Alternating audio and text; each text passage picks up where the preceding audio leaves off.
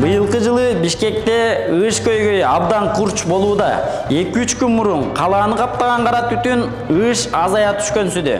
Парламенттин айрым депутаттары бул маселеге Бишкек мэринда күнөөлөштү. Кызматтан кетирүү боюнча да сөз болду. Бул көйгөй эмнеден улам?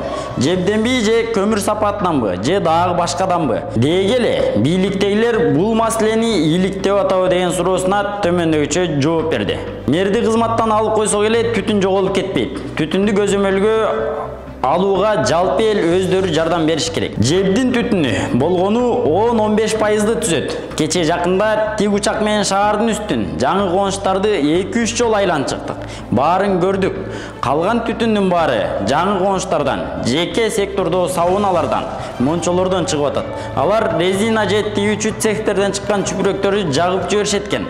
Ошондуктан ошолорду да ар бир кошуналар көзөмөлгө алып жактырбаш керек. Анткени ал түтүн ар бир жашоочунун ден соолугуна зыян алып келет. Ошол үчүн мейли кошунасы болосуңбу же көчөдөн өтүп бара жатып көрүп каласыңбы, айтыш керек, жакпа деш керек, тиешелүү органдарга билдириш керек. Ошондо гана түтүн жоголот. Албетте, бийлик биз дагы жөн жаткан жокпуз. Дароо буйрук берип, рейд уюштурдук. Ким жеке сектордо мончого же үйүнө резина же чүпүрөк жагып жаткан болсо, айыппул салгыла, сауна болсо жапкыла деп. Бирок эл өзү көзөмөлгө алып берсе, рейдден да жакшы жыйынтык берет эле. Азыр жаңы конуштарда жеке менчик мончолор көп экен. Ошол мончолордо жагылат экен. Азыр эми жаңы конуштарга өкмөт тараптан мончолорду салдырганга тапшырма бердим.